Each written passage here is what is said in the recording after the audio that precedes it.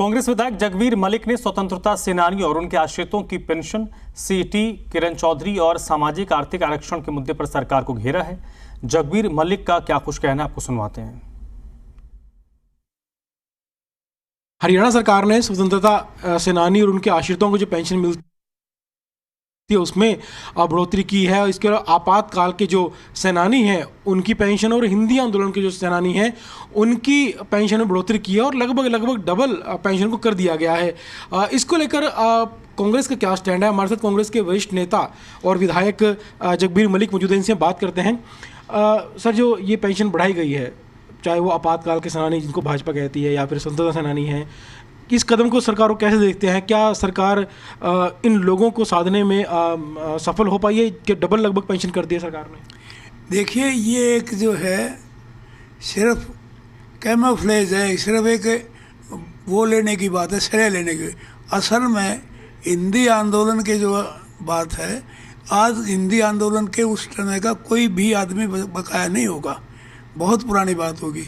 अब रहा 75 की इमरजेंसी वाली बात, इमरजेंसी में जो है आज 20-50 साल तो हो गए, 25-50 और कम से कम 20 साल का गया। 70 साल से ऊपर के कितने का आदमी होंगे, 20 साल का गया होगा, तो बहुत कम लोग बचे हैं इमरजेंसी वाले भी।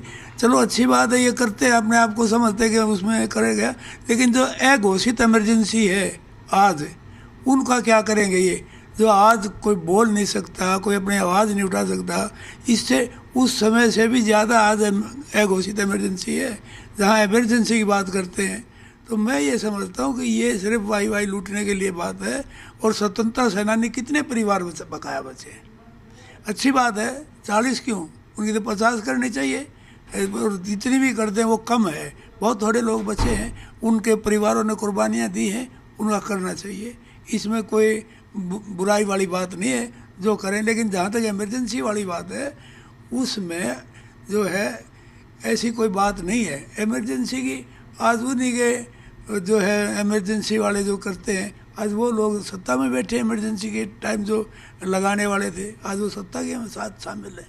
तो ये कोई ख़ास बात नहीं है कि इन्होंने कोई बहुत बड़ा तीर मारा है, ऐसे कोई काम नहीं किया, मैं समझता हूँ ये। क्योंकि इमरजेंसी को लेकर तो लगातार भाजपा हावी रहती कांग्रेस पर के इमरजेंसी लगाई और लोकतंत्र की हत्या खुद कांग्रेस ने की, और आज वो संविधान की प्रति लेकर चुनाव में प्रचार करने जाते हैं। जबकि चुनाव संविधान खत्म तो तब उन्होंने खुद ही कर दिया था।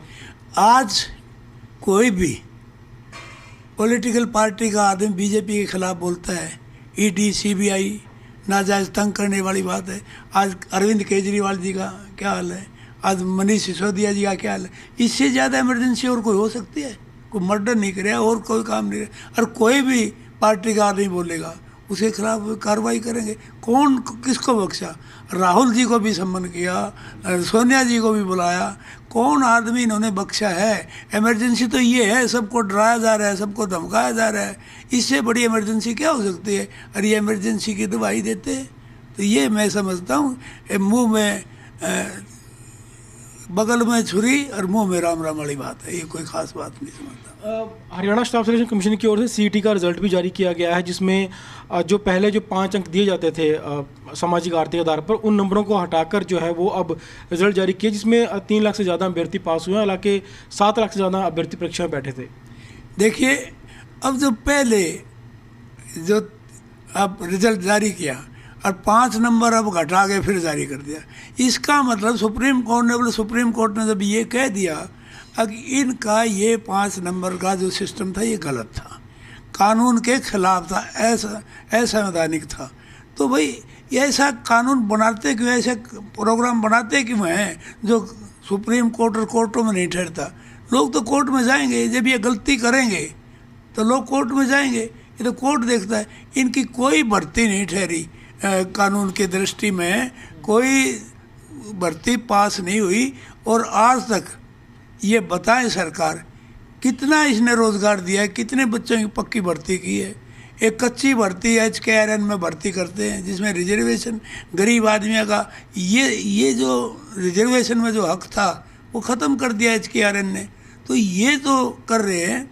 अब ये वाइट पेपर जारी करें, और जब से ये सरकार आई है 5 साल में कितनी पक्की भर्तियां की हैं।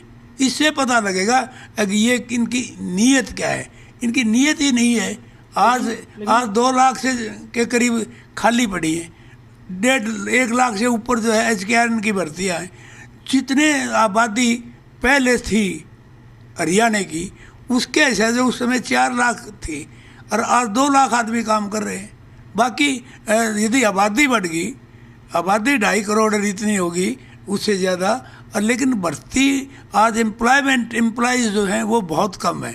तो किसके अनुपात में भर्ती की? 10 साल में ये वाइट पेपर जारी कर दे पक्की भर्ती इन्होंने कितनी की है, तब पता लगेगा कि ये आज हरियाणा में बेरोजगारी 37 पॉइंट समथिंग है, जो सारे देश में सबसे ज़्यादा है। ये बात करते हैं एम्प्लॉयमेंट देने की, अरे पर्ची तो जो ये बात करते हैं ना, ये जो वहाँ HPSC में उनमें जो रुपए पकड़े, करोड़ों रुपए के जो पकड़े गए हैं, एक हर एक चीज़ का रेट जो फिक्स हो रहा था हर एक चीज़ का, इसमें C और ये D ग्रुप में भी जो लोगों की शिकायत है कि इसमें भी पैसे लिए गए थे। चौधरी, यहाँ कांग्रेस जो पहले कांग्रेस नेता थी अब भाजपा में आ गई हैं, लेकिन उनका भी ये कहना है कि वो जब कांग्रेस में थी तो बोल नहीं पाती थी, लेकिन अब बोल सकती हैं कि कांग्रेस में बिना खर्ची पर्ची भर्ती होती नहीं थी और भाजपा में होती है। देखिए, किरण चौधरी जी ये कहे कि मैं नहीं बोल पाती थी, मैं इस बात को नहीं मान सकता, क्योंकि उसने तो वो मुखर थी, जो कुछ उन्हें कहना था वो रुकती ही नहीं थी। उसने तो हर बात कही है, आज नहीं, ये तो शुरू से ही। अब पहले क्यों नहीं कहती? पहले हुड्डा साहब के खिलाफ खूब बोलती थी, कहाँ नहीं बोला, हर फ्रंट पर बोलती थी, वो चुप रहने वाली नहीं है। और मैं ये समझता हूँ अब ये सिर्फ ये गलत जो ये बात खर्ची पर्ची वाली बात कहती है, गलत कह रही है। उसने बताया भाई उसने कितने पैसे जब उसके हल्के में लगे भिवानी में, उनमें किसने कितने पैसे दिए, उसने कितने पैसे लिए, ये बताए भाई। जब उसने भी तो कोई ना कोई किसी की वो कराया होगा, जो सिफारिश चलती थी, पर्ची खर्ची चलती थी, क्या उसने किसी का सिफारिश नहीं करी?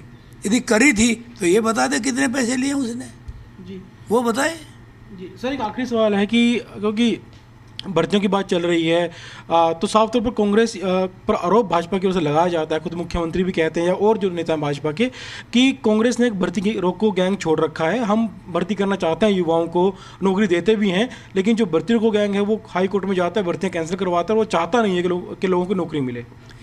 आप देखिए, आप ये बताइए, जिन बच्चों ने पेपर दिया वही तो जाके कहाँ जाएंगे, वही तो मुकदमा करेंगे, हाईकोर्ट में रिट करेंगे। जिन लड़कों ने पेपर दिया, जो ये समझते हैं कि हमारा हक मारा गया, उन लोगों ने जाकर हाईकोर्ट में का दरवाज़ा खटखटाया है और हाईकोर्ट ने ये महसूस किया है। हाईकोर्ट तो उनके पक्ष में नहीं है, सब बच्चों के हाईकोर्ट ही उसमें हो गया। तो सरकार अपनी पैरवी करी, सरकार भी पैरवी करवाती है, लेकिन जब जजेस का ये वो है कहना ये गलत भर्ती हुई है, तभी तो सेटिसाइड करते हैं। ऑनरेबल जजेस ने ये सुप्रीम कोर्ट तक चले गए, सुप्रीम कोर्ट ने ऑनरेबल ने ये भर्ती अब 23,000 के करीब जो बच्चों की यह भर्ती कैंसिल हुई है, ये शर्मनाक है, गैर कानूनी ढंग से इन्होंने भर्ती की। तो ये भी भर्ती गैंग का काम है। ये जो बनाया नियम, ये भर्ती गैंग ने नियम बनाया है, इनका नियम है जो गैर कानूनी था। ऑनरेबल सुप्रीम कोर्ट ने कह दिया अगर ये असंवैधानिक है, ये नहीं होना चाहिए, इसलिए वो कैंसिल होगी। इसमें भर्ती गैंग कहाँ गया? जो भी होते हैं, जो फैसले होते हैं, वो जब उस पर टेस्ट पर खरे नहीं उतरते, कानून के उसमें दायरे में नहीं आते, गैर कानूनी फैसले होते हैं, तो उसमें उसका क्या, कोई कहीं एडवर्टाइजमेंट में वो चीज़ नहीं दी जाती, कहीं किसी चीज़ में नहीं दी जाती, वो कहीं मेरिट को नहीं फॉलो किया जाता।